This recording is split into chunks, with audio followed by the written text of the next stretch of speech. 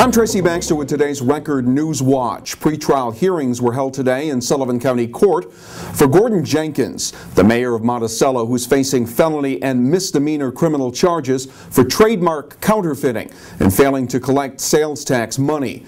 Jenkins and his girlfriend stand accused of selling knockoff sneakers, DVDs, and music from Jenkins' store on Broadway, G-Man Beauty Supplies. He was arrested last year after state police seized the merchandise during a raid. Jenkins has said the charges are politically motivated. Today's hearing was to determine if a portion of the trial would be closed to the public.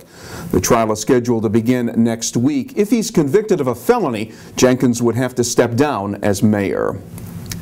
The Rehabilitation Center in the town of Wawarsing that was the scene of a fatal stabbing last October has been cited for failing to properly train its employees in the event of a physical assault. The Renaissance Project of Allenville now faces a series of Occupational Safety and Health Administration violations, the most serious being its failure to provide adequate protection for its employees. The OSHA charges come following an incident where Renaissance security guard Lee Wood was fatally stabbed by a former patient. A teacher in the Wallkill School District has been charged with endangering the welfare of a child for giving packs of cigarettes to a pair of 13-year-old girls last August. John Moshita, a sixth-grade teacher at the Leptondale Elementary School, turned himself in to authorities. The case also includes a state police investigation into reports of gifts and inappropriate emails sent to one of the girls when she was 11 years old. Reporter Heather Yankin is following the story, and we'll have more in tomorrow's Times-Herald Record. Police officers from throughout the Hudson Valley were in Lake Katrine this morning to pay tribute to a fellow officer who died earlier this week. Funeral services were held at Grace Community Church for Ulster County Sheriff's Department Detective Sergeant Drew Lynch, who passed away Sunday. He was 47 years old. Lynch began his career with the Sheriff's Office in 1986, becoming a detective sergeant in 2007. Fellow officers say Lynch had a talent for working well with members of other police departments. What did we learn from 9/11 that can help us better deal with any future disaster? That question is one of the themes of a conference being held at SUNY New Paltz and hosted by the SUNY Institute for Disaster Mental Health.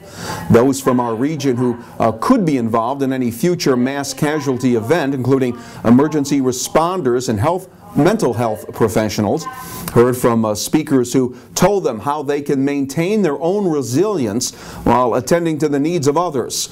The conference is one of a number of commemorative events that will lead up to the 10th anniversary of September 11th.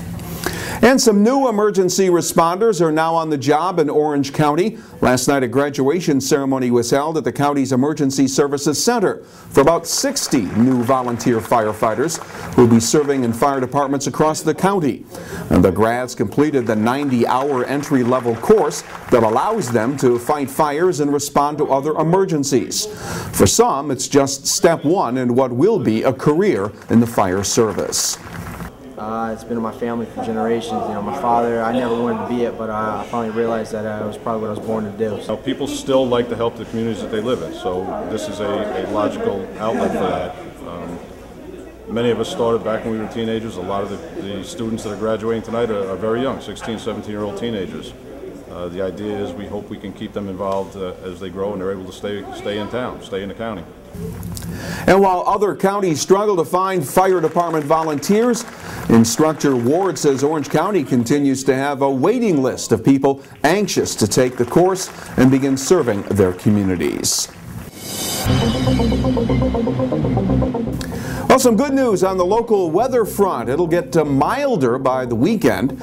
Tomorrow will be mostly cloudy with a chance of a passing shower. The highs will be up around 50 degrees. A mix of sun and clouds on Saturday with temperatures rising into the mid-50s. Keep clicking back here at Record Online to keep up with all the breaking news and get in-depth coverage of stories that impact your life in tomorrow's edition of the Times-Herald Record. For Record News Watch, I'm Tracy Baxter.